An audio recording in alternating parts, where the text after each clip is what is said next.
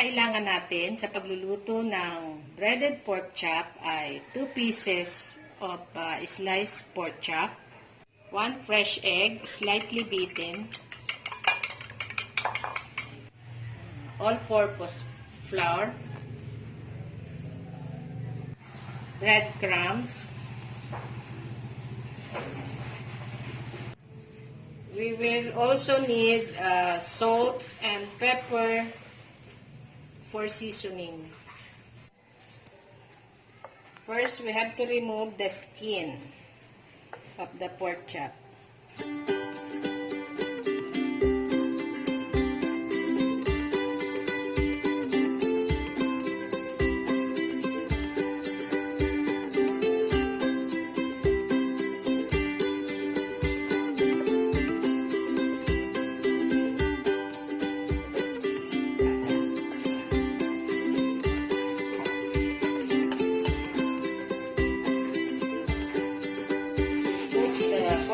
Inside the cellophane.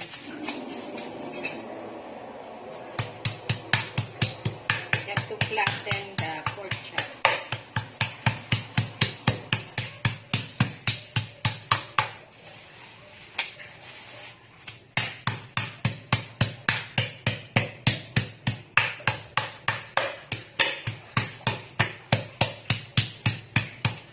To make it soft.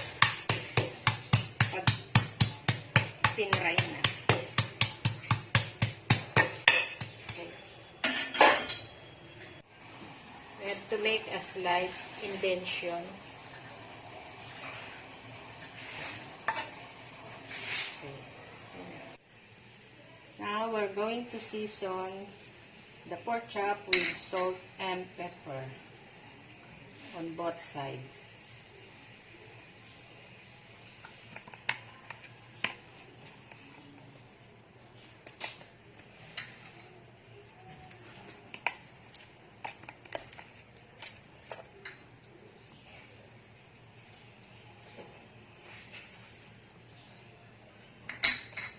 Have to rub it para mag-sink in yung flavor ng salt and pepper dun sa meat. Kasi i-coat na natin siya ng flour. Now, we're going to bread the pork chop. I-dip natin siya sa flour until ma-cover lahat yung meat. Yan, pag ganyan na siya, i-dip na natin next sa egg.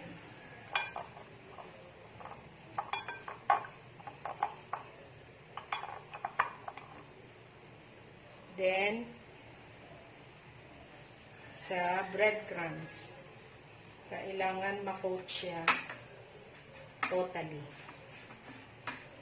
Press natin na ganyan para kumapit yung breadcrumbs sa meat natin.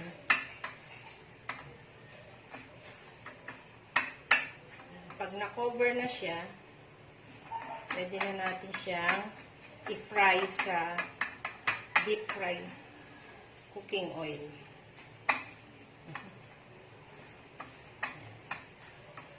Now, ready na ang ating breaded pork chop para i-deep fry. Now, magpapainit na tayo ng oil sa wok or sa kawali. Antayin nating uminit bago ilagay ang oil.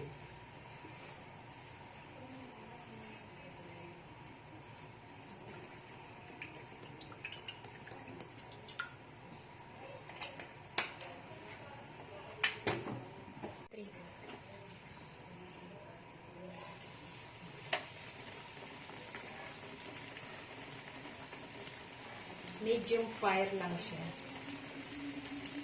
Para hindi mabigla yung breadcrumbs.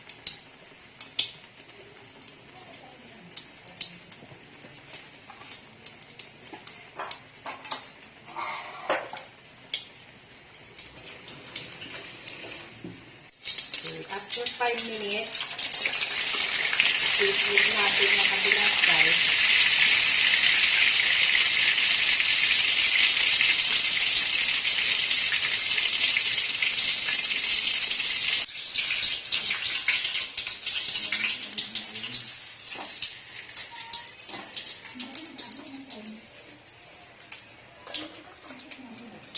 Transfer.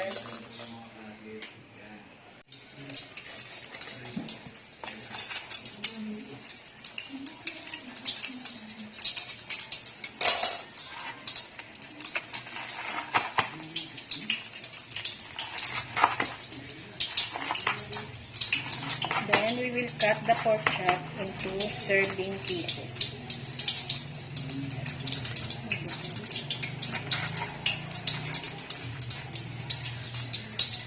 Plating na tayo.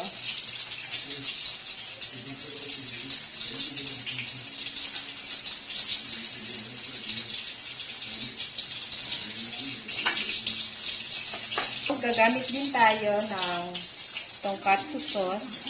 Nabili ko to sa Japanese store.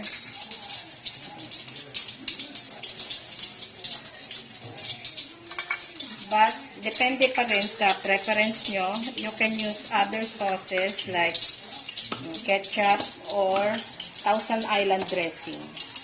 Pwede na po ang ating breaded pork chop with tonkatsu sauce in a bed of lettuce.